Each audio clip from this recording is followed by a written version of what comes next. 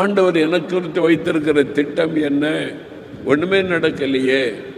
இந்த மாதிரி எண்ணங்கள், போராட்டங்கள் எல்லாம் அவனுக்கு வந்திருக்கும். அதுக்கு நடுவில் அபாண்டமான பழி சுமத்தப்பட்டு டஞ்சன்ல அடைக்கப்பட்ட போது அவ்வளவுதான், லைஃப் முடிஞ்சது. அப்போ ஆண்டவர் கொடுத்த சொப்பன தரிசனம் என்ன ஆயிற்று?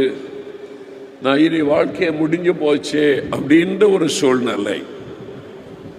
எனக்கு பிரியமானவர்களே, இந்த வாலிப வயசுல உங்க வாழ்க்கையில சில தோல்விகள், சில ஏமாற்றங்கள், நீங்க நினைச்சது ஒன்று, நடந்தது வேறொன்று.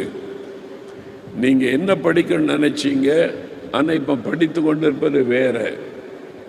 நீங்க எங்க இருக்கணும்னு நினைச்சீங்க, அதெல்லாம் ஒன்றும் நடக்கலை, எல்லாம் தடை, அதுக்கான வசதி இல்லை, அதனால அதை நிறைவேற்ற முடியவில்லை. ஆசைதான் படலாம், நம்ம அதெல்லாம் அனுபவிக்க முடியாது. நம்ம அங்கே படிக்கணும்னு ஆசைப்படலாமே தவிர அந்த படிக்கிற வாய்ப்பெல்லாம் நமக்கு கிடைக்காது. ஏமாற்றம், தோல்வி. சில சமயத்தில் நான் ஏன் இந்த குடும்பத்தில் வந்து பிறந்தேன்? ஒரு நல்ல வசதியான குடும்பத்தில் பிறந்திருந்தா நான் ஆசைப்பட்டபடி படிச்சிருக்கலாம், நான் விரும்பினபடி இந்த படிப்புக்கு போயிருக்கலாம். ஒரு ஏழை குடும்பத்தில் பிறந்துட்டேன், அப்பாவும் இல்லை, அம்மாவும் கஷ்டப்பட்டு சம்பாதிக்கிறாங்க, ட்ரெஸ்ஸு கிடைக்கிறதே ரொம்ப கஷ்டம், சாப்பாட்டுக்கே கஷ்டம். இதுக்கு மேலே எப்படி? இப்போவே உள்ள கஷ்டம்னா இனி எதிர்காலம் எப்படி இருக்கும்? இப்போவே இந்த நிலைமையில் இருக்கிறேன், ஃபியூச்சர், என்னுடைய எதிர்காலம் எப்படி இருக்கும்? பல கேள்விகள். சிலருடைய உள்ளத்தில் இருதயம் நொறுங்கி போன நிலைமை, வெளியில் சொல்ல முடியாது ஆசைப்படுவதை. இப்படிலாம் நினச்சேன் வாழ்க்கை இருக்குன்னே, ஆனால் நம்ம குடும்பம், நம்முடைய வாழ்க்கை இவ்வளோதான். அது மாதிரி தோல்வி, ஏமாற்றம், இழப்புகள், இருதயத்துக்குள்ள காயம், வெளியே சொல்ல முடியாத ஒரு துக்கம். ஏன் எனக்கு இந்த தோல்வி? நான் ஏன் இந்த மாதிரி அவமானத்துக்கு நடுவில் இருக்கணும்? ஏன் இந்த மாதிரி ஒரு நிந்தைக்கு, அபாண்டமான பழி யோசேப்பின் மீது செலுத்தப்பட்டது. பொய்யான குற்றச்சாட்டு, என்னை திட்டிக்கிட்டே இருக்கிறாங்க. எங்கள் வீட்டில் யாருக்கும் என்னை பிடிக்கல, என்னை குற்றம் சொல்லிக்கிட்டே இருக்கிறாங்க, என்னை ஏசிக்கிட்டே இருக்கிறாங்க. அவனை பாரு நல்லா இருக்க, நீ இப்படி இருக்க. உங்கள் அக்காவை பாரு நல்லா இருக்க, நீ இப்படி இருக்கிற. என்னை குற்றப்படுத்தி குற்றப்படுத்தி காயப்படுத்தி என்னை, நான் ஏன் இந்த உலகத்தில் பிறந்தேன்? ஏன் இந்த குடும்பத்தில் வந்து பிறக்கணும்? எனக்கு ஏன் இந்த மாதிரி ஒரு பெற்றோர்? இந்த மாதிரி பல கேள்விகள். இதெல்லாம் வெளியே சொல்ல முடியாது. உள்ளத்துக்குள்ள அந்த போராட்டம், என்ன உள்ளம் காயப்பட்டு இருக்கிறது, உள்ளத்துக்குள்ள ஒரு வருத்தம் காணப்படுகிறது. இந்த மாதிரி ஒரு வேதனையோட, காயப்பட்ட ஒரு உள்ளத்தோட, தனிமையிலே கண்ணீர், அதை நினைச்ச அழுகையா வருது.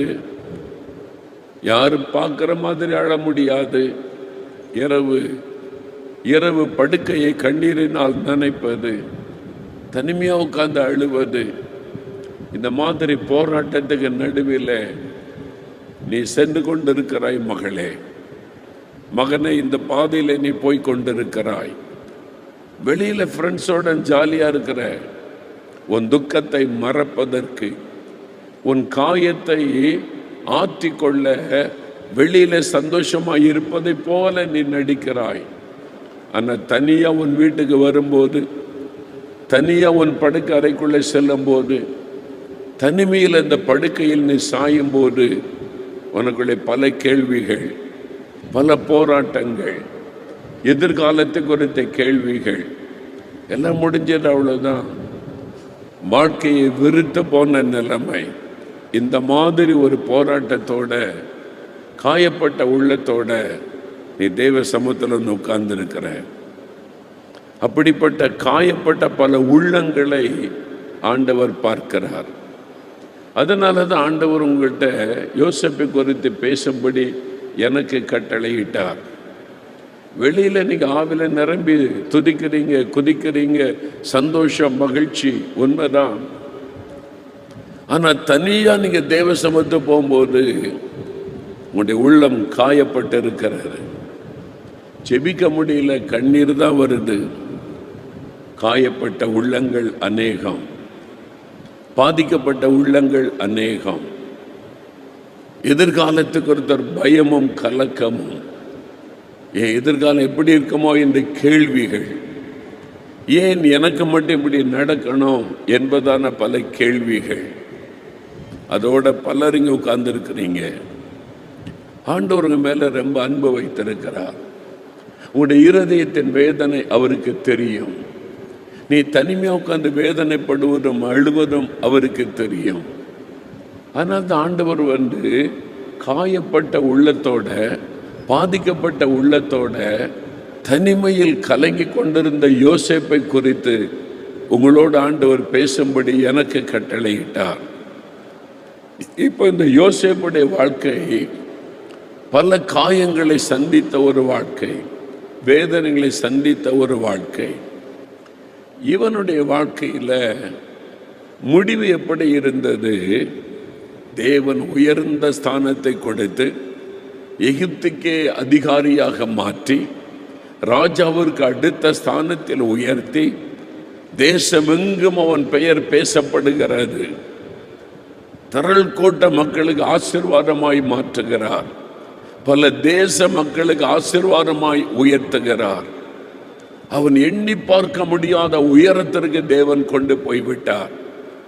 அந்த நாளில் யோசேப்பு யோசித்திருப்பான், நான் ஒரு அனாதையாய் கொண்டு வரப்பட்டேன், அபாண்டமான பழி சுமத்தப்பட்டேன், சொந்த குடும்ப சகோதரர்களே என்னை கொல்ல தீர்மானிச்சாங்க, என் உள்ளம் காயப்பட்டு போனது, தனிமையாக உட்கார்ந்து அழுது இருக்கிறேன், ஒரு அனாதையாக இந்த தேசத்துக்கு வந்தேன், எனக்கு இந்த யாருமே இல்லை, அபாண்டமான பழி சுமத்தப்பட்டு ஜெயிலில் அடைக்கப்பட்டு நீ வாழ்க்கை முடிந்ததுன்னு நினைச்சேன்.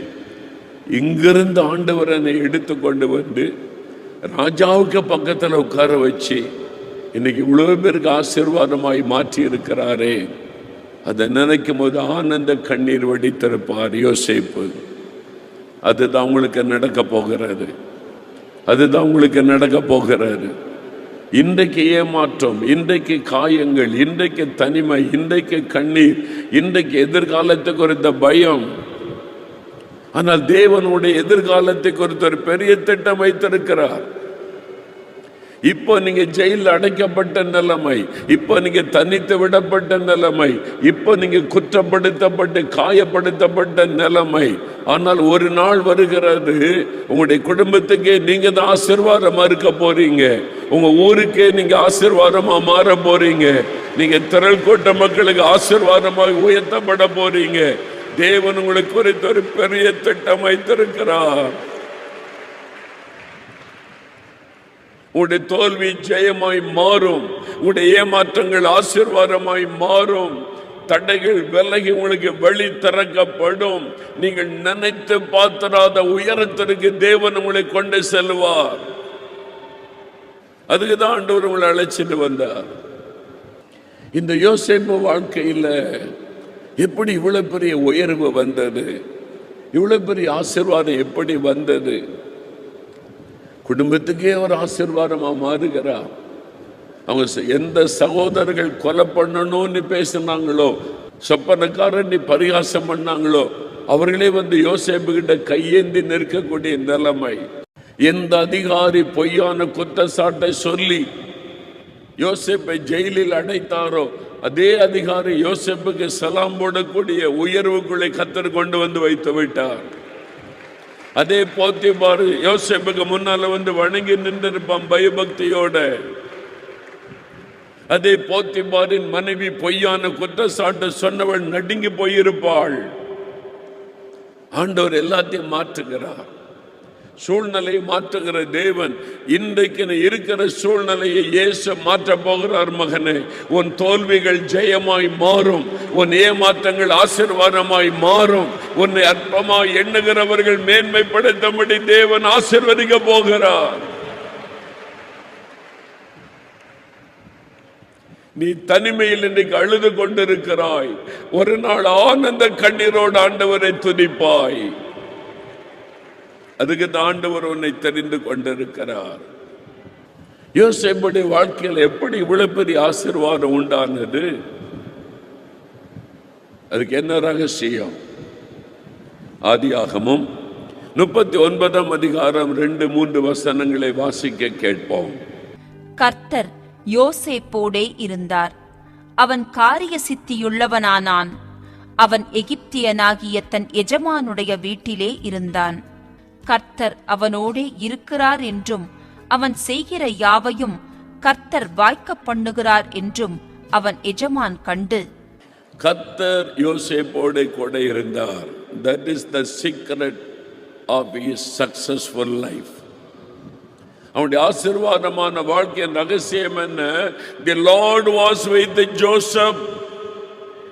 கர்த்தர் யோசேப்போடு கூட இருந்தார். கர்த்தர் யோசேப்போடு கூட இருந்தார். கர்த்தர் யோசேப்போடு கூட இருந்தார். அதுதான் ரகசியம். அவனை சகோதரர்கள் பகைத்து குழியிலே தூக்கப்பட்ட பொழுதும் யோசேப்போடு கர்த்தர் இருந்தார். அவனை அந்நிய தேசத்துக்கு 20 வெள்ளி காசுக்கு விற்று அடிமையாய் அனுப்பப்பட்ட போதும் கர்த்தர் யோசேப்போடு கூட இருந்தார். போத்திபார் வீட்டில் ஒரு அடிமையாய் வேலை செய்து கொண்டிருந்த போதும் கர்த்தர் யோசேப்போடு கூட இருந்தார்.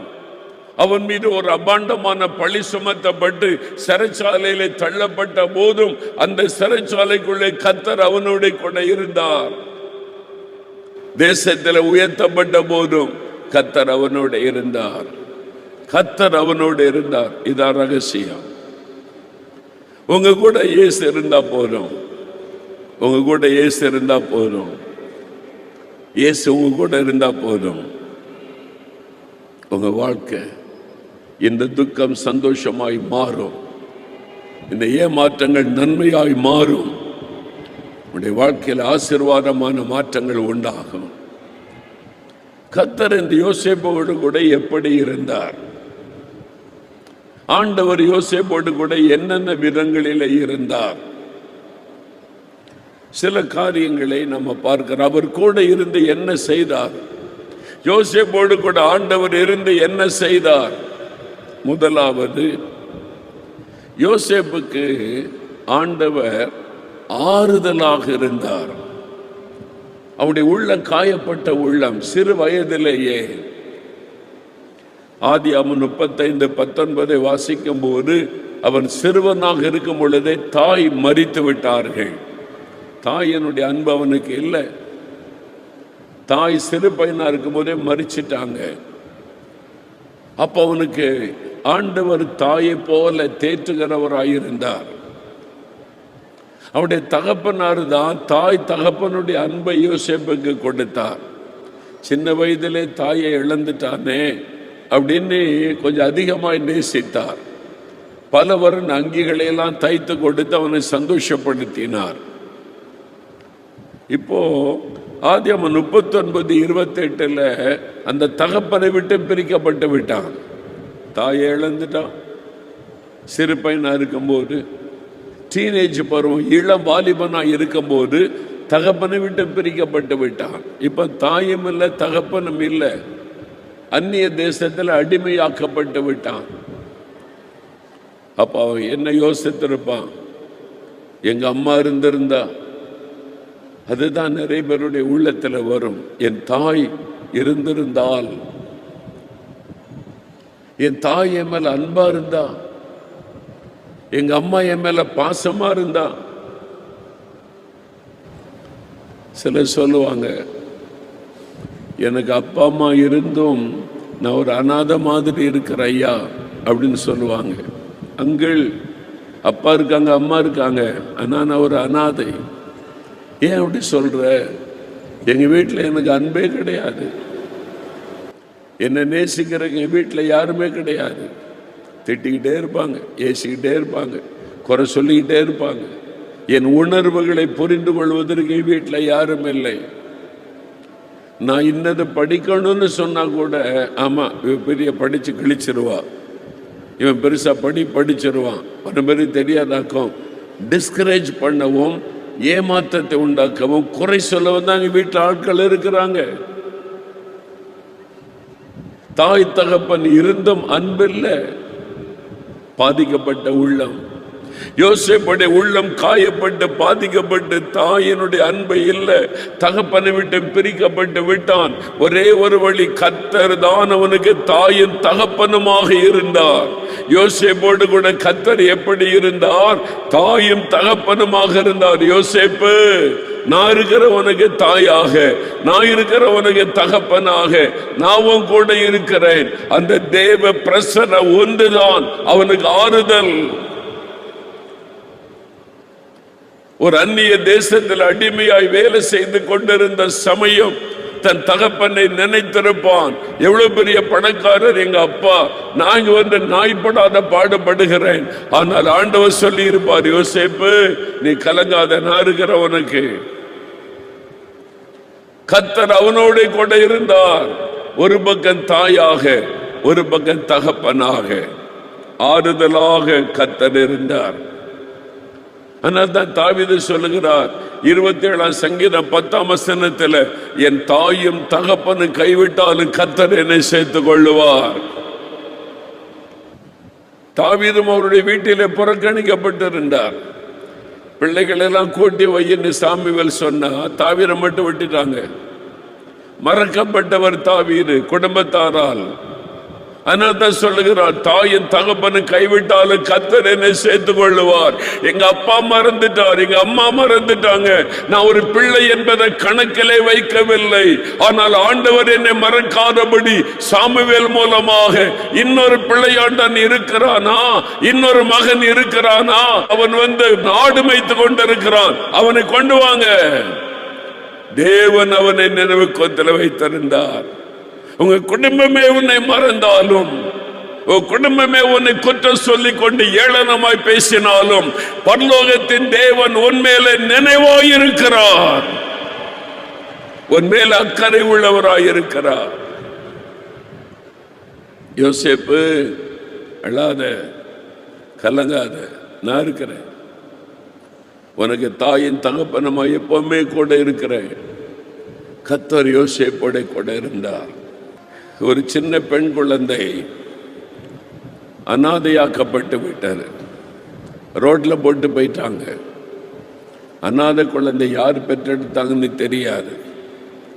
அதை எடுத்து கொண்டு வந்து அனாதை பிள்ளைகளை எடுத்து வளர்க்கிற ஒரு ஆர்ஃபனேஜ், அனாதை இல்லம், அந்த ஃபாதர் கையில் கொண்டு வந்து கொடுத்தாங்க. ஃபாதர், இந்த குழந்தை அனாதையாக கிடந்துச்சு, தாய் தப்ப யாருன்னே தெரியல. அவங்க அதை வாங்கி அதை வளர்த்தார்கள். அது மாதிரி நிறைய குழந்தைகள் அவங்க ஆர்ஃபனேஜில் இருக்குது. அங்கே தான் அங்கே இருக்கிற ஃபாதர் சிஸ்டர்ஸ் அவங்க தான் தாய் தப்பனா கவனிச்சுக்கிட்டே வந்தாங்க. இந்த குழந்தை வளர்ந்தது. சிறு பிள்ளையா இருக்கும் போதெல்லாம் ரொம்ப தெரியல. வாலிப வயது வந்தது. ஸ்கூலில் படிக்கிற சமயத்தில் பிள்ளைகளை விடுவதற்கு அப்பா அம்மா வருவாங்க. பேரண்ட்ஸ் டே நடந்தால் தாய் தகப்பன் வருவாங்க. அந்த பிள்ளைகள் அப்பா அம்மா கூட வரும். அதெல்லாம் பார்க்கும்போது ஒரு ஏக்கம்.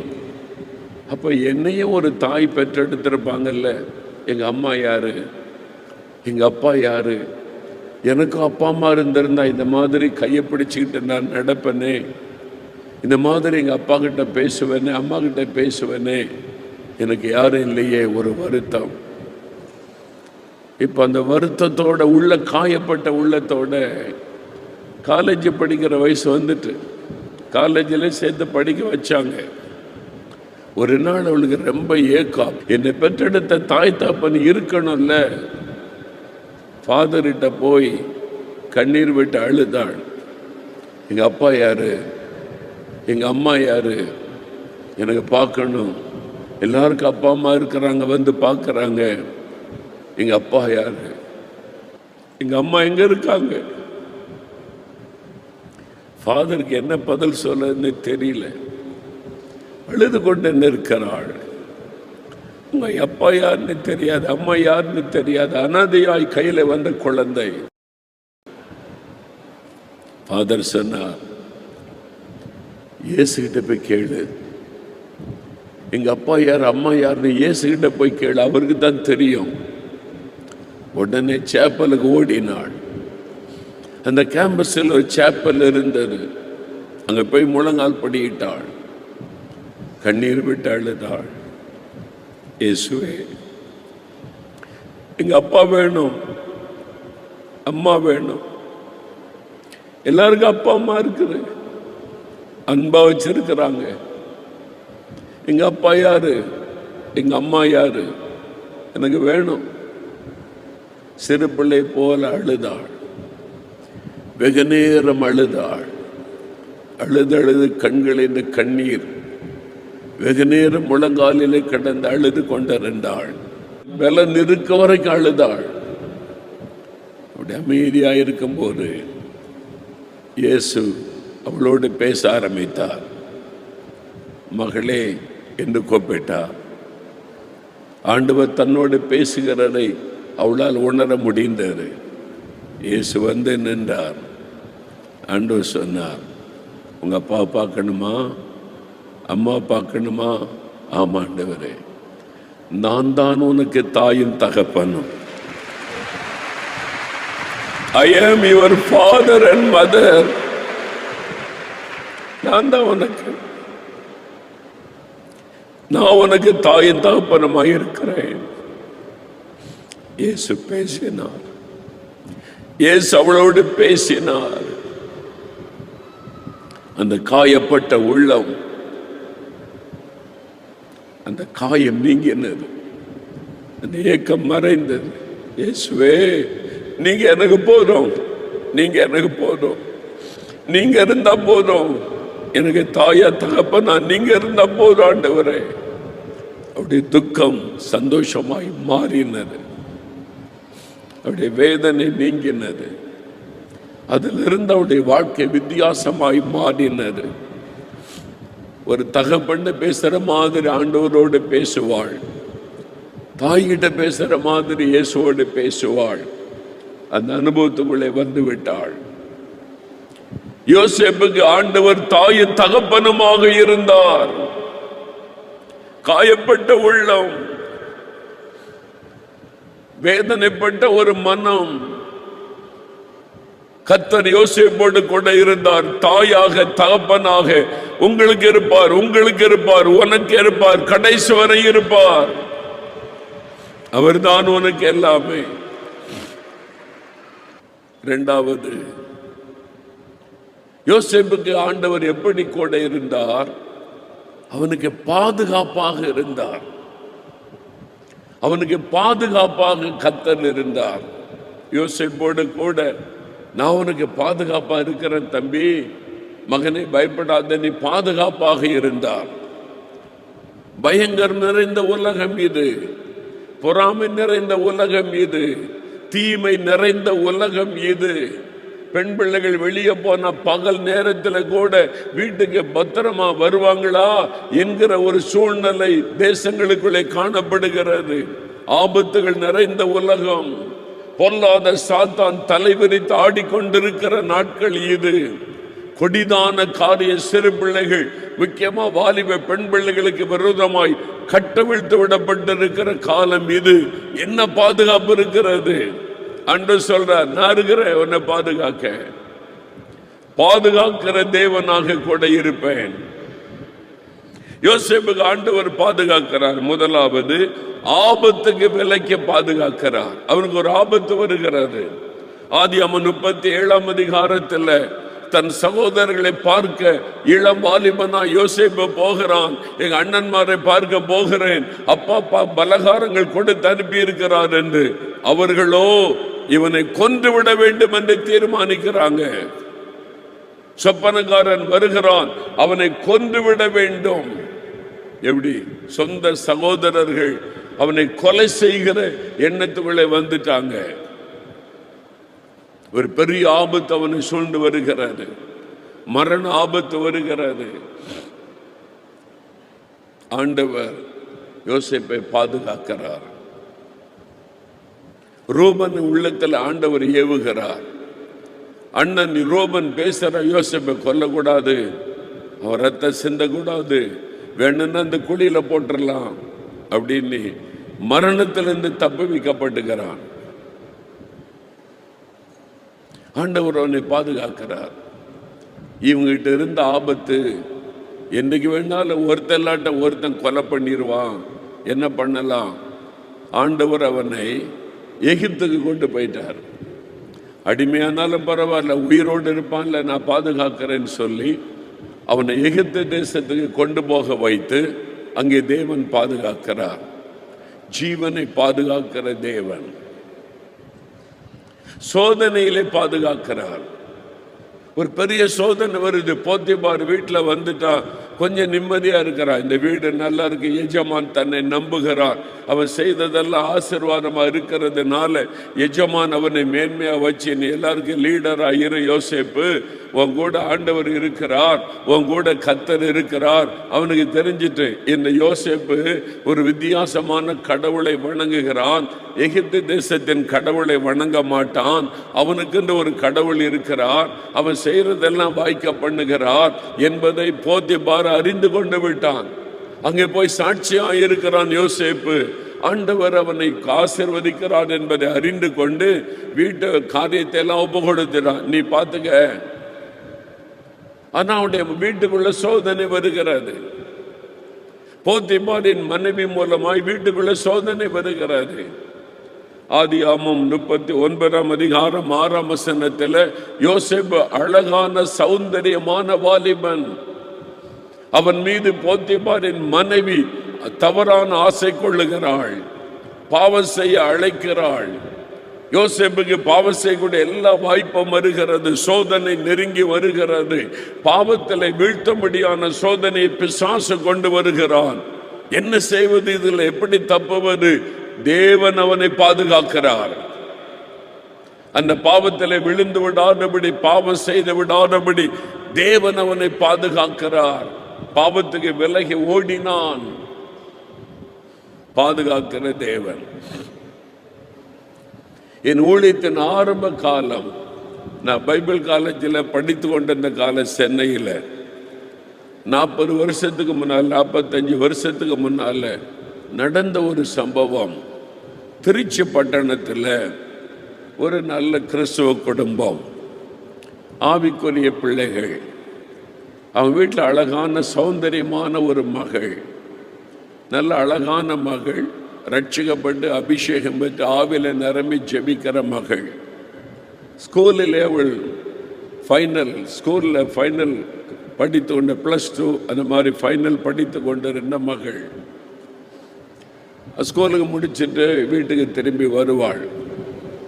பஸ்ஸிலேருந்து இறங்கி நடந்து போனோம் வீட்டுக்கு கொஞ்சம் தூரம். சில வாலிபர்கள் இந்த வாலிப மகள் மேலே தவறான ஆசை கொண்டு இவளை கடத்திடணும், கடத்தி கொண்டு போய் இவளை தப்பாக பயன்படுத்தணும்னு சொல்லி தீர்மானம் பண்ணி ஒரு நாள் அவள் ஸ்கூல் முடிந்து பஸ்ஸில் இறங்கி வீட்டுக்கு நடந்து போகிற வழியில் ஆள் நடமாட்டம் இல்லாத இடத்துல காரில் வந்து அவளை காருக்குள்ளே தள்ளி கடத்திட்டாங்க. ரொம்ப தூரம் போய் ஊருக்கு வெளியில் தனியாக இருக்கிற ஒரு வீட்டில் அவளை கொண்டு போய் ரூமில் அடைச்சிட்டாங்க. இவங்க யாருன்னு தெரியல, சத்தம் இடுகிறாள். வெளியில் கேட்க விடாதபடி வாயெல்லாம் மூடிட்டாங்க.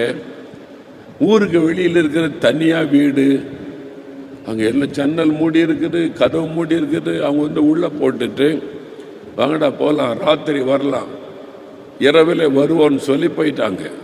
4 வாலிபர்கள் அகப்பட்டு கொண்டாள்.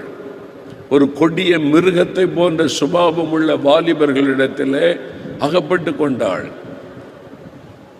இவள் சத்தம் போட முடியாது, வெளியில் கேட்காது. சுற்றிலும் வீடுகள் இல்லை, ஜன்னல் மூடப்பட்டிருக்கு, கதவு மூடப்பட்டிருக்கு. என்ன பண்ணுறதுன்னு தெரியல. அவனுக்கு இரவில் வருவோன்னு சொல்லிட்டு போயிட்டாங்க. இந்த மகள் பயந்து நடுங்கினாள். திடீர்னு ஒரு சத்தம் கேட்டார், மகளே ஏன் பயப்படுற, நான் கூட இருக்கிறேன். You are not alone here, ஐ ஆம் வித் யூ. நான் இயேசு உன்னோடு இருக்கிறேன். நான் கூட இருக்கும்போது யார் உன்னை தொட முடியும்? நான் இருக்கிறேன் உனக்கு. இந்த ஆபத்தான நேரத்தில் உன்னை பாதுகாக்க நான் இருக்கிற மகளே. நீ என்னால் அபிஷேகம் பெற்றவள், நான் உன் கூட இருக்கிறேன்ல, பயப்படாத. உடனே ஒரு மன தைரியம் வந்தது. என் கூட இயேசு இருக்கிறார், நான் உன்னை தனிமையா அல்ல, இயேசு இருக்கிறார். அந்த அறைக்குள்ள முழங்கால் படியிட்டாள், ஆண்டவரை துதிக்க ஆரம்பித்தாள். பரிசுத்த ஆவில நிரம்பி அந்நிய பாஷையிலேயே ஜெபம் கொண்டிருந்தாள். என்ன ஜெபிக்கிறது இந்த சூழ்நிலையில தெரியல. ஆவியானவர் இறங்கினார், அந்நிய பாஷையில பேசிக்கொண்டே இருந்தாள். 1 மணி நேரம், 2 மணி நேரம், 3 மணி நேரம். இரவு நேரத்தில் அந்த வாலிபர்கள் நல்லா குடிச்சிட்டு போதையில் வீட்டு கதவை திறந்து வந்தாங்க. தவறான எண்ணத்தோட அவ இருந்த அறை கதவை திறந்தாங்க. ஆச்சரியமான ஒரு காரியத்தை பார்த்தாங்க. அவ முழங்காலில் நின்று அந்நிய பாஷையில பேசி கொண்டிருக்கிறாள். அவளை சுற்றிலும் ஒரு அக்கினி எரிந்து கொண்டிருந்தது.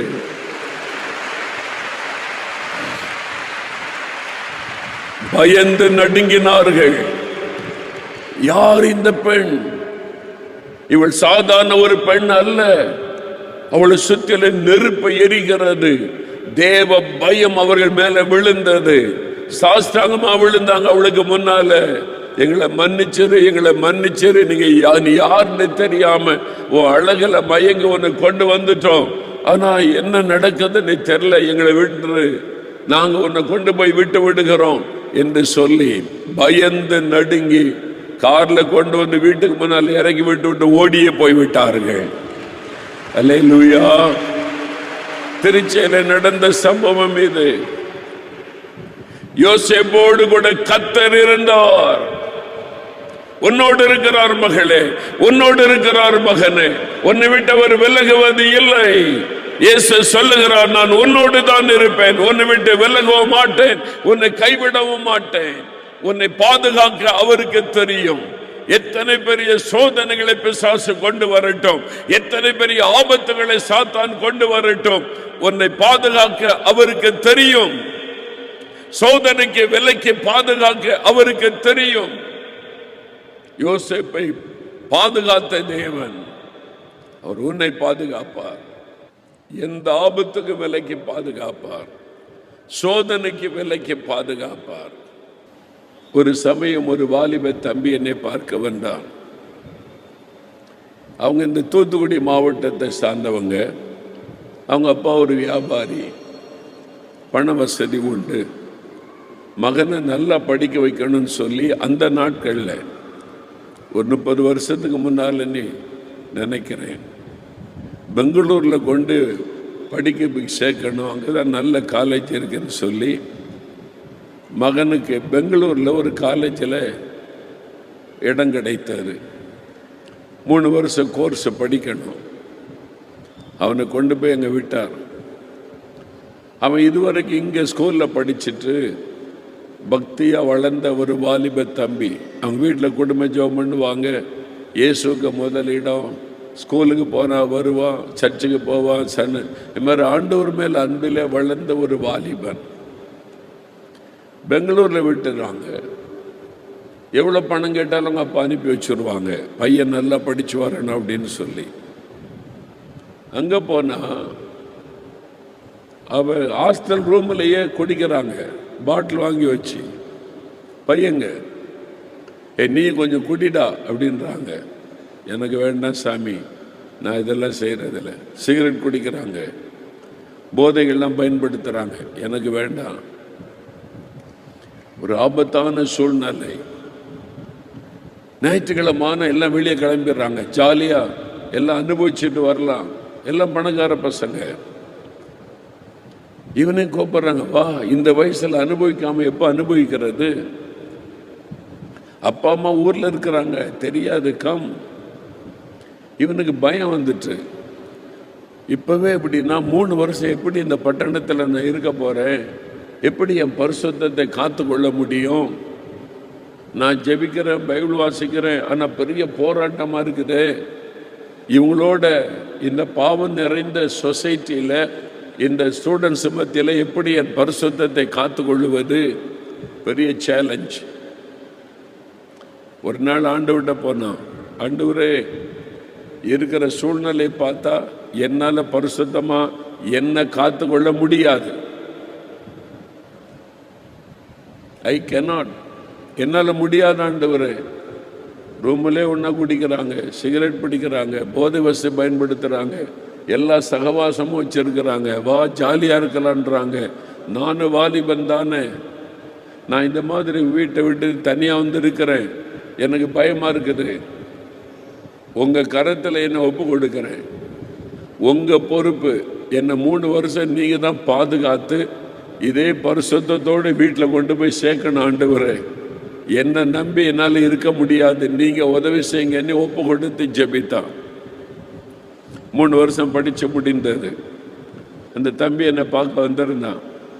அப்போ தான் சொன்னான், அவன் சொன்ன, அங்கிள் எல்லா சோதனையும் கண் முன்னால, என் ஃப்ரெண்ட்ஸ் எல்லாம் அதை செய்கிறாங்க, என் கண் முன்னால பாவத்துக்கும் எனக்கும் ஒரு அடி தூரம் தான் இருக்குது.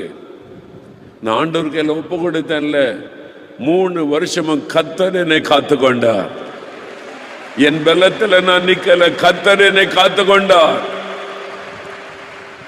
ஒரு பாவத்தில் கை வைக்காதபடி கர்த்தர் என்னை காத்து கொண்டார். உன்னை காத்து கொள்ளுவார். உன் அவளுக்கு ஒப்பு கொடு.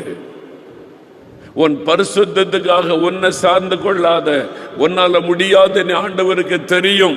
நீர் என்னை காத்து கொள்ளுகிற தேவன், யோசேப்பை காத்து கொண்டீரே. ஒரு அனுபவம் சொல்றேன், ஏற்கனவே சொன்னது திரும்ப ஞாபகப்படுத்துகிறேன்.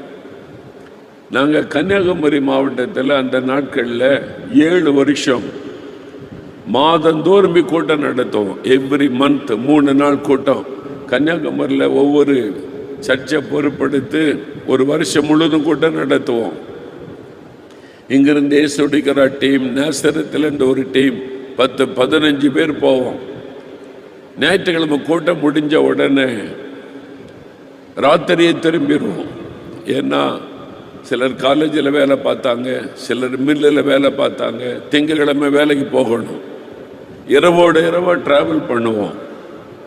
நாங்கள் சொல்லுவோம், எங்களை நாகர்கோவில் பஸ் ஸ்டாண்டில் விட்டுருங்க, அங்கேருந்து காலையில் நேசரத்துக்கு பஸ் இருக்குது, அதில் போயிடுவோன்னு சொல்லுவோம்.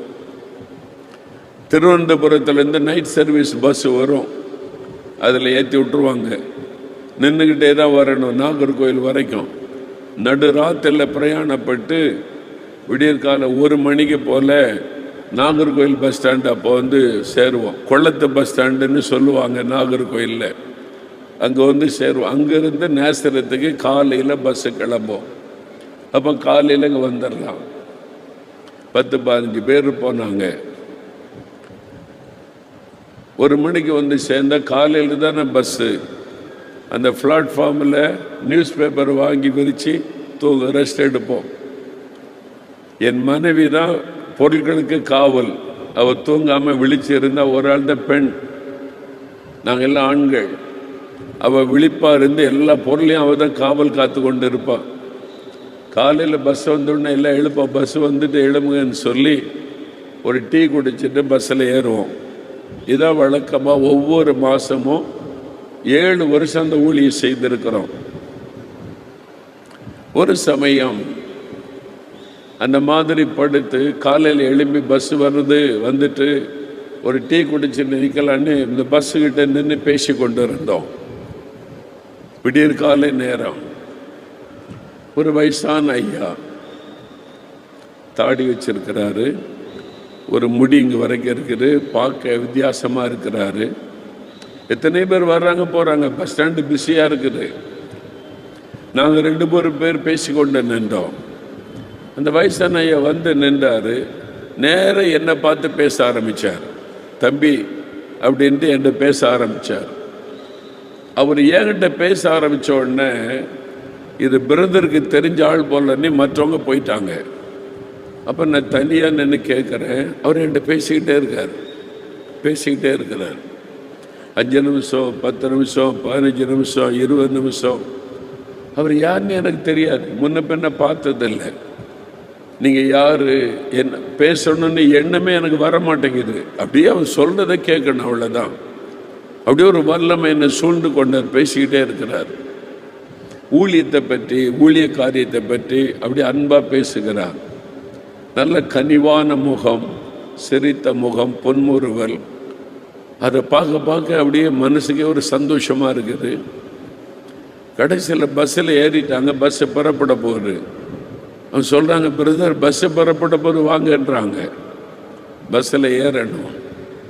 அந்த தகப்பனார் என் தோளில் கை வச்சார்.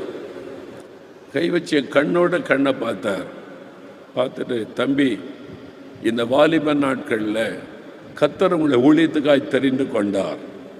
யோசேப்பை காத்து கொண்ட கர்த்தர் உங்களையும் காத்து கொள்ளுவார். அப்படி சொல்லிட்டு போய்கொண்டே இருந்தார்.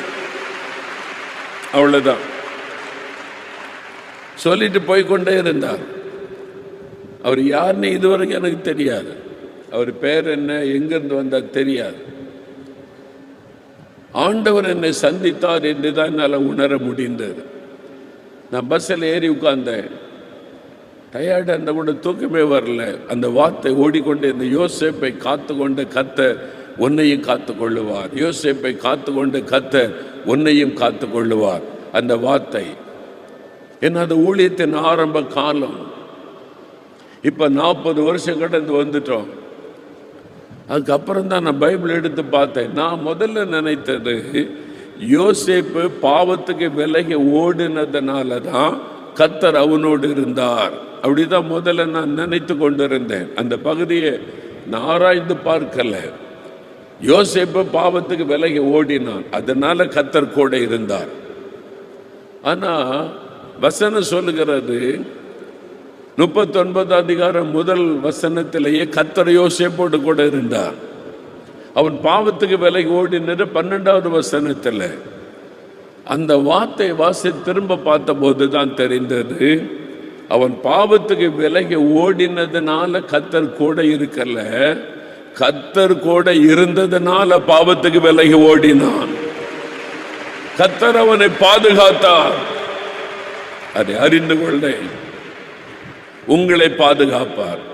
ஒன்னே ஒன்று, இயேசு உங்க கூட இருக்கிறத மட்டும் கவனித்துக் கொள்ளுங்க. உங்க கூட இயேசு இருக்கிறதுல மட்டும் கவனம் செலுத்துங்க. என் கூட இயேசு இருக்கணும், இயேசு இருக்கணும், இயேசு இருக்கணும், எப்பவும் இயேசு என் கூட இருக்கணும், அதில் மட்டும் நீங்கள் கவனம் செலுத்துங்க. மீதி அவர் கவனித்துக் கொள்ளுவார். உங்களை பாதுகாக்க அவருக்கு தெரியும். ஆபத்துக்கு விலகி பாதுகாப்பார், பாவத்துக்கு விலகி பாதுகாப்பார். மூன்றாவது, அவர் எதற்கு கூட இருக்கிறார்? யோசேப்போடு கூட அவனை ஆசீர்வதிக்கும்படிக்கு. ஆதியாகமம் 39:2 முதல் 5 வசனம் வரைக்கும் வாசிங்க. கர்த்தர் யோசேப்போடே இருந்தார். அவன் காரிய சித்தியுள்ளவனானான். அவன் எகிப்தியனாகிய தன் எஜமானுடைய வீட்டிலே இருந்தான். கர்த்தர் அவனோடே இருக்கிறார் என்றும், அவன் செய்கிற யாவையும் கர்த்தர் வாய்க்க பண்ணுகிறார் என்றும் அவன் எஜமான் கண்டு, யோசேப்பினிடத்தில் தயவு வைத்து அவனை தனக்கு ஊழியக்காரனும் தன் வீட்டுக்கு விசாரணைக்காரனுமாக்கி தனக்கு உண்டான யாவற்றையும் அவன் கையில் ஒப்புவித்தான். அவனை தன் வீட்டுக்கும் தனக்கு உண்டான எல்லாவற்றிற்கும் விசாரணைக்காரனாக்கினது முதற்கொண்டு கர்த்தர் யோசேப்பு நிமித்தம் அந்த எகிப்தியன் வீட்டை ஆசிர்வதித்தார். வீட்டிலும் வெளியிலும் அவனுக்கு உண்டானவைகள் எல்லாவற்றிலும் கர்த்தருடைய ஆசீர்வாதம் இருந்தது. யோசேப்போடு கூட கர்த்தர் இருந்தார். அவனுக்கு ஆறுதலாக இருந்தார், பாதுகாப்பாக இருந்தார், அவனை ஆசீர்வதிக்கும்படி கூட இருந்தார். அவன் காரிய சித்தி உள்ளவனானான். கர்த்தர் கூட இருந்ததுனால அவன் செய்ததெல்லாம் வாய்த்தது, எல்லாம் சக்சஸ், எல்லாம் வெற்றி. எஜமான் பார்க்கிறான், இந்த யோசேப்பை எதை செய்தாலும் ஆசீர்வாதம், எதை எடுத்தாலும் வெற்றி. அவன் கையில் எல்லாத்தையும் ஒப்பு கொடுத்துடலாம். வித்தியாசமான கடவுளை வணங்குகிறான், வித்தியாசமான ஒரு கடவுளை நம்புகிறான். அந்த கடவுள் அவனோடு இருக்கிறார், அவன் செய்யறதெல்லாம் வாய்க்க பண்ணுகிறார் என்று போத்திபார் அறிந்து கொண்டான். அவனை ஆசீர்வதிப்பதற்கு கூட இருந்தார். நீங்க படிக்கிறீங்களா? படிப்பில் உங்களை ஆசீர்வதிக்க கர்த்தர் கூட இருக்கிறார், இயேசு கூட இருக்கிறார். உங்க படிப்பில் வெற்றி கொடுக்க இயேசு கூட இருக்கிறார். நீங்கள் ஜெயிப்பீங்க, வெற்றி பெறுவீங்க. அவர் கூட இருந்து ஜெயம் கொடுக்கிற தேவன், அவர் கூட இருந்து படிப்பிலை வெற்றி தருகிற தேவன், அவர் கூட இருந்து உங்களை ஆசீர்வதித்து உயர்த்துகிற தேவன். ஆசீர்வதிக்க கூட இருந்தார். வேலை செய்றீங்களா? வேலையில் ஆசீர்வாதம். பிசினஸ் செய்றீங்களா? பிசினஸ்ல ஆசீர்வாதம். நீங்க என்ன செய்றீங்களோ கையிட்டு செய்கிற எல்லாவற்றையும் கர்த்தர் ஆசீர்வதிப்பார். உங்களை ஆசீர்வதிக்கிறதுக்கு தான் அவர் கூட இருக்கிறார். நீ சொல்லுங்க, இயேசுவே நீங்க என் கூட இருங்க, நீங்க என்ன ஆசீர்வதிங்க, எனக்கு வெற்றி கொடுங்க, ஞானம் கொடுங்க, படிப்பில் ஜெயம் கொடுங்க, எனக்கு ஒரு நல்ல வேலை கொடுங்க, எனக்கு ஒரு நல்ல பிஸ்னஸ் கொடுங்க, நான் செய்கிற காரியத்தை வாய்க்க பண்ணுங்க. யோசேப்போடு இருந்து செஞ்சீங்களே அதை எனக்கு தாங்க.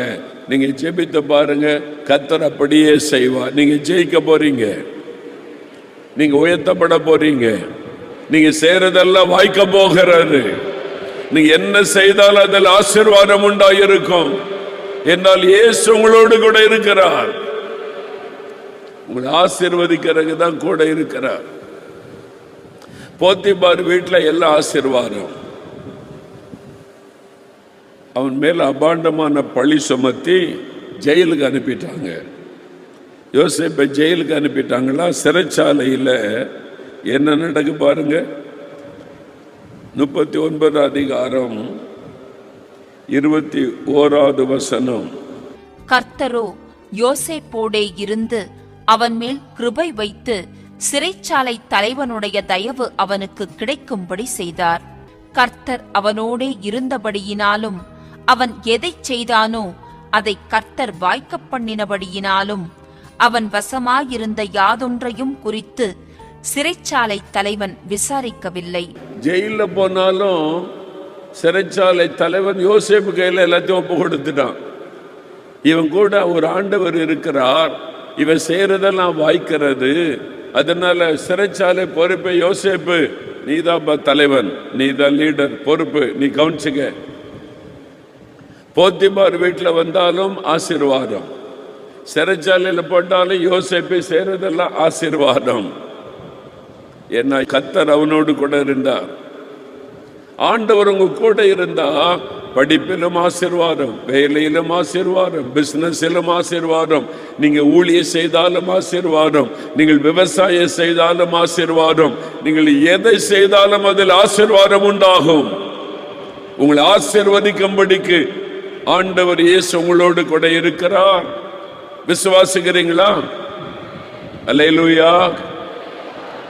ஒரு ஆசீர்வாதம் இல்லை என் வாழ்க்கையில, ஒரு ஆசீர்வாதம் இல்லை, ஒரு நன்மையும் இல்லை. நான் இந்த மாதிரி இருக்கிறேன், அந்த மாதிரி இருக்கிறேன், தரித்திர குடும்பம், ஏழை குடும்பம், வசதி இல்லாத குடும்பம், வழியே இல்லாத குடும்பம், இப்படி கலங்குறீங்களா? உங்களை வைத்துதான் உங்க குடும்பத்தையே கர்த்தர் ஆசீர்வதிக்க போகிறார். உங்களை வச்சுதான் உங்களுடைய குடும்பத்தையே உயர்த்த போகிறார். நீங்க தான் உங்க வீட்டுக்கு ஆசீர்வாதத்தை கொண்டு வர போறீங்க. நீங்க செய்வதெல்லாத்தையும் கர்த்தர் ஆசீர்வதிக்க போகிறார். அதான் ஆண்டவருடைய வாக்குத்தத்தம். நான் கூட இருக்கல மகளே, மகனை, நான் இருக்கிறல்ல கூட ஒன்று ஆசீர்வதிக்க. எதுக்கு பயப்படுற? பயப்படாத, நான் இருக்கிற ஒன்று ஆசீர்வதிக்க. கர்த்தர் உங்களோடு இருக்கிறார், உங்களை ஆசீர்வதிப்பார். கடைசியாக 4வது ஒரு காரியம், தேவன் அவனை உயர்ந்த ஸ்தானத்துக்கு கொண்டு போனார். வீட்டில் ஆசீர்வதிக்கிறார், சிறைச்சாலையில் ஆசீர்வதிக்கிறார், இப்ப தேசத்தை ஆசீர்வதிக்கிறவனாக உயர்த்துகிறார், தேசத்துக்கே ஆசீர்வாதமாய் மாற்றுகிறார். எப்படி?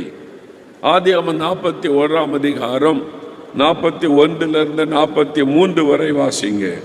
பின்னும் பார்வோன் யோசேப்பை நோக்கி, பார், எகிப்து தேசம் முழுமைக்கும் உன்னை அதிகாரியாக்கினேன் என்று சொல்லி, பார்வோன் தன் கையில் போட்டிருந்த தன் முத்திரை மோதிரத்தை கழற்றி அதை யோசேப்பின் கையிலே போட்டு, மெல்லிய வஸ்திரங்களை அவனுக்கு உடுத்தி பொன்சர பணியை அவன் கழுத்திலே தரித்து தன்னுடைய 2ஆம் ரதத்தின் மேல் அவனை ஏற்றி தெண்டனிட்டு பணியுங்கள் என்று அவனுக்கு முன்பாக கூறுவித்து எகிப்து தேசம் முழுமைக்கும் அவனை அதிகாரியாக்கினான். எகிப்து தேசம் முழுமைக்கும் அதிகாரி. அடிமையாய் கொண்டு வரப்பட்டான் யோசேப்பு. ஒரு வீட்டில் அடிமையாய் வேலை செய்கிறான். அந்த எஜமான் அவனை பார்க்கிறான். இவன் கூட ஒரு ஆண்டவர் இருக்கிறார், அவன் செய்தெல்லாம் வாய்க்கிறது, வீட்டு பொறுப்பை நீ வச்சுக்க, நீ தான் இந்த வீட்டுக்கு நான் எஜமான், 2வது நீ தான் பொறுப்பு வச்சுக்க. உயர்த்தப்படுகிறான். ஆசீர்வாதம். பொய்யான பழி சுமத்தி சிறைச்சாலையில் அடைக்கப்படுகிறான், ஜெயிலில். அங்கே போனாலும் கர்த்தர் அவனோடு கூட இருந்தார், வசனம் சொல்லுது. அப்படின்னு என்ன? யோசேப்பு, உன்னை ஜெயிலில் போட்டால் நானும் ஜெயிலுக்குள்ளே வருவேன், உன் அக்கனி சோலைக்குள்ளே போட்டால் நானும் அக்கனி சோலைக்குள்ளே வருவேன், உன்னை சிங்க கபியில் போட்டால் நானும் சிங்க கபிக்குள்ளே வருவேன், உன்னை விட்டு நான் விலக மாட்டேன், உன்னை விட்டு நான் பிரிய மாட்டேன், நீ எங்கே போனாலும் நான் கூட இருப்பேன். எதுக்கு? ஆசீர்வதிப்பதற்கு. ஜெயிலில் ஆசீர்வாதம். அவன் செய்கிறதெல்லாம் வாய்க்குது. சிறைச்சாலை தலைவன் பார்க்குறான், இவன் என்ன வித்தியாசமாக இருக்கிறான் இந்த வாலிபன், இவன் கூட ஒரு ஆண்டவர் இருக்கிறார். அப்பப்போ முழங்கால் போட்டு ஜபெல்லாம் பண்ணுறான். அப்போ இவன் கூட இருக்கிற கடவுள் பெரியவர், இவன் கூட இருந்து அவர் எல்லாத்தையும் வாய்க்க பண்ணுகிறார், அவன் கையில் பொறுப்பு கொடுத்துடலாம். இப்போ ஆண்டவர் அங்கிருந்து எங்கே கொண்டு வருகிறார்? ராஜாவுக்கு முன்னால் கொண்டு வந்து நிறுத்துகிறார். தேசம் ஒரு பெரிய பாதிப்பை சந்திக்க போகிறது. தேசத்தில் ஒரு பெரிய பஞ்சம் வர போகிறது. தேசம் பாதுகாக்கப்பட வேண்டும். யோசேப்பு கையில் பொறுப்பு கொடுக்கப்படுகிறாரு. இந்த மாதிரி வெளிப்பாடு, இந்த மாதிரி தரிசனத்துக்கான அர்த்தம், இந்த மாதிரி நடக்க போகிற காரியத்தை எந்த ஞானியால் வெளிப்படுத்த முடியவில்லை, மந்திரவாதிகளால் வெளிப்படுத்த முடியவில்லை, சூனியக்காரரால் வெளிப்படுத்த முடியவில்லை, இந்த ஜாதகம் பார்க்கிறவங்களால, குறி சொல்றவங்களால வெளிப்படுத்த முடியவில்லை. யோசேப்பு, உனக்குள்ள ஒரு விசேஷமான ஆண்டவர் இருக்கிறார், நீதான் இதை வெளிப்படுத்துகிறாய், நீயே செய், பொறுப்பு. எகிப்து தேசம் முழுமைக்கு அதிகாரி. தேசமே அவனுடைய ஆளுகையின் கீழ் வந்து விட்டார். தேவன் எங்கிருந்து எங்க கொண்டு போய் உயர்த்துகிறார் பாருங்க. அடிமையாய் கொண்டு வரப்பட்டவன் தேசத்தை ஆளுகிறவனாக உயர்த்தப்படுகிறான். இன்றைக்கு நீ இருப்பது சிறுமைக்குள்ள, இன்றைக்கு நீ இருப்பது அடிமைத்தனத்துக்குள்ள, இன்றைக்கு இருப்பது தோல்வி, ஏமாற்ற வேதனைக்குள்ள. ஒரு நாள் வருகிறது, தேவன் உன்னை உயர்ந்த ஸ்தானத்தில் வைக்க போகிறார், உன்னை கர்த்தர் உயர்த்த போகிறார். உன் குடும்பமே உன்னால் ஆசீர்வதிக்கப்பட போகிறது, உன் சமுதாயமே உன்னால் ஆசீர்வதிக்கப்பட போகிறது. அந்த தரிசனத்தை பெற்றுக்க கர்த்தராலே முடியும், கர்த்தராலே முடியும். நான் ஒரு சமயம் தருமபுரி மாவட்டத்தில் ஒரு ஊழியக்காரரை பார்க்க போயிருந்தேன். அந்த ஊழியக்காரரோடு பேசி கொண்டிருக்கும் போது திடீரென்று போலீஸ் ஜீப் வந்தது. அவங்க வந்து, என்னடா திடீர்னு இந்த கேம்பஸுக்குள்ள போலீஸ் ஜீப் வருதுன்னு பார்த்தா, இங்கே மோகலாசஸ்னா யாருன்னு என்ன தேடுறாங்க. நாம் என்ன ஏதோ தப்புண்டோமா, போலீஸ் நம்மளை தேடி வந்திருக்கேன்னு சொல்லி, என்ன விஷயம் அப்படின்னு கேட்டால், நாங்கள் கலெக்டர் அம்மா வீட்டிலேருந்து வர்றோம், கலெக்டர் மாவட்ட ஆட்சியர் அவங்க வீட்டிலேருந்து வருகிறோம், அவர் இங்கே வந்திருக்கிறாருன்னு கேள்விப்பட்டு அவரை கூட்டிகிட்டு வர சொன்னாங்க. கலெக்டர் அம்மா உங்களை கூட்டிகிட்டு வர சொன்னாங்கன்னாங்க. எந்த கலெக்டரையும் நமக்கு தெரியாத, எதுக்கு கூட்டிகிட்டு வர சொன்னாங்க? நம்ம மேலே ஏதாவது கேஸ் வந்திருக்குதா? அதுவும் வேறு மாவட்டம். சரி, நாங்கள் வருகிறோம், நீங்கள் போங்கன்னு சொல்லி அந்த ஊழியக்காரர் என்னை அழைத்து கொண்டு போனார். அவங்க சொன்னாங்க, இல்லை எங்கள் கூட தான் வரணும், நாங்கள் முன்னால் போகிறோன்னு எங்களை கூட்டிகிட்டு போகிறாங்க. கலெக்டர் பங்களாக்குள்ளே கார் போனது போய் நிறுத்தன்னா ஒரு லேடி, அவங்க கலெக்டர் லேடி அம்மா, அவங்க இன்னும் திருமணமாகாத ஒரு வாலிப மகள், எளிமையாக இருக்கிறாங்க, ரொம்ப அன்பாக என்னை வரவேற்றாங்க. அவங்களுடைய பெற்றோர், அவங்களும் எளிய பெற்றோர், கிராமத்தில் இருந்த மாதிரி தெரியுது. எங்களை உட்கார வச்சு ரொம்ப பேசினாங்க. பிரதர், உங்களை எனக்கு தெரியும் அப்படின்னு சொல்லி, அவங்க இயேசுவை விசுவாசிக்கிறவங்க, அதனால் இந்த செய்தி கேட்டு ஜெபிக்கணும் அப்படின்னு என்னை கூப்பிட்டுருக்காங்க. நான் போனபோது கொஞ்சம் பேசி கொண்டு இருந்தோம். அப்போ நான் கேட்டேன், நீங்கள் எப்படி கலெக்டர் ஆனீங்க அப்படின்னு கேட்டேன். என்ன ஐஏஎஸ் படித்து கலெக்டர் ஆகிறது சாதாரண விஷயம் இல்லை. அப்போ அவங்க சொன்னாங்க, இதே மாவட்டம்தான், எனக்கு மாவட்டத்தில் ஒரு கிராமம், சின்ன கிராமத்தை சார்ந்தவள். நான் ஸ்கூலில் படிக்கும்போது நான் கேள்விப்பட்டேன், உயர்ந்த பதவி ஒரு மாவட்டத்தில் உயர்ந்த பதவின்னா கலெக்டர். இதனால் நீ என்ன பெரிய கலெக்டரா, நீ செஞ்சிட முடியுமா, இல்லை பேசுவாங்களா? அப்போ நான் கலெக்டர்னா யாருன்னு விசாரித்தேன். கலெக்டர் நினச்சா என்ன வேணாலும் மக்களுக்கு நன்மை செய்யலாம், அவங்களுக்கு அந்த அதிகாரம் இருக்குன்னு சொன்னதுனால நான் போய் ஏசப்பாட்ட ஜெபம் பண்ணேன். சின்ன ஸ்கூலில் படிக்கும்போது, இயேசுவே என்னை கலெக்டர் ஆக்கி இதே மாவட்டத்துக்கு என்னை கொண்டு வாங்க, என் மக்களுக்கெல்லாம் நான் நன்மை செய்யணும். எப்படி ஒரு இருதயம் பார்த்தீங்களா? பெருமைக்கு இல்லை. இன்னைக்கு சிலர் பெருமைக்கு படிக்கிறாங்க, கலெக்டர் ஆகிடணும் அப்படின்னு. அவங்க சின்ன வயசில் ஸ்கூலில் படிக்கும்போது, நான் கலெக்டர் ஆகி இதே மாவட்டத்துக்கு என்னை கொண்டு வாங்க, நான் ஜனங்களுக்கு நன்மை செய்யணும் அப்படின்னு ஜெபம் பண்ணாங்களாம் சின்ன வயசில். தேவன் அந்த ஜெபத்தை கேட்டார். சுயநலமில்லாத ஒரு ஜெபம், பெருமைக்கு இடம் கொடுக்காத ஒரு ஜெபம், தேவன் அதுக்கு தான் பதில் தருவார். ஆண்டவர் பாருங்க, சாதாரண ஸ்கூலில் படித்த அவங்கள, பெரிய கான்வென்ட்லாம் படிக்கலை, சாதாரண ஸ்கூலில் படித்த அவங்கள கர்த்தர் ஜெபத்தை கேட்டு ஆசீர்வதித்து உயர்த்தி கலெக்டர் ஆகிட்டார். அவங்க சொன்னாங்க, கலெக்டர் ஆகி இதே மாவட்டத்துக்கு என்ன போஸ்ட் பண்ணி இருக்கிறாங்க. அல்லேலூயா. இருக்கிற இந்த நாட்களில் என் மாவட்ட மக்களுக்கு என்னென்ன நன்மை செய்யணுமோ அதை செய்து கொண்டு இருக்கிறேன். ரொம்ப நாள்லாம் ஒரே மாவட்டத்தில் வைக்க மாட்டாங்க, அதுக்குள்ளே எல்லாம் செஞ்சிருந்த வேகமான்னு சொல்லி சாட்சியாக சொன்னாங்க. அப்போ சின்ன வயசுலேயே ஒரு தரிசனம். சாதாரண குடும்பத்தை சார்ந்த ஏழை குடும்பம், சாதாரண ஸ்கூலில் படிக்கிறாங்க. இவங்கெல்லாம் கலெக்டர் ஆக முடியுமா? கர்த்தரால் ஆக்க முடியும். கர்த்தர் நினைச்சு ஆக்க முடியும். உன்னை கலெக்டராய் மாற்ற அவராலே முடியும். உன்னை ஒரு பெரிய அதிகாரியாய் மாற்ற அவராலே முடியும். நீ உண்மையை ஒப்பு கொடுக்கணும். சுயநலமில்லாத ஒரு வாழ்க்கைக்கு ஒப்பு கொடுக்கணும். அப்ப ஆண்டவர் ஆசீர்வதிப்பார். யோசேப்பு அந்த மாதிரி இருதயம் கொண்டவர். அதனால் ஆண்டவர் தேசத்துக்கு ஆசீர்வாதமாய் மாற்றிவிட்டார், உயர்ந்த நிலைமைக்கு கொண்டு போனார்.